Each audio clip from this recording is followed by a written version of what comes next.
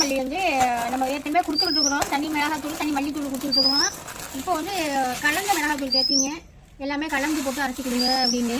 அதுக்காக இன்றைக்கி வாங்கிட்டு வந்து காய வைக்கணும். சும்மா ஒரு கிலோ தான் காய வச்சுக்கோங்க. 2 பேர் தான் கேட்டுருக்காங்க. அவங்களுக்காக வேறு யாரும் கேட்டாங்கன்னா வாங்கி அரைச்சிக்குவோம் அப்படின்னு சொல்லிட்டு 1 கிலோ தான் காய வைக்கிறேன். 1 கிலோ மல்லி, 1/2 கிலோ மிளகா.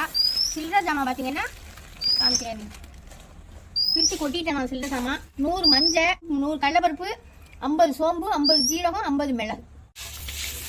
இப்போ இந்த நேரத்துலேயே கலந்து கொட்டி நல்லா 2 நாளைக்கு காய வச்சு தான் அரைக்கணும். இன்றைக்கி மில்லு கிடையாது, இன்றைக்கி ஞாயிற்றுக்கிழமை.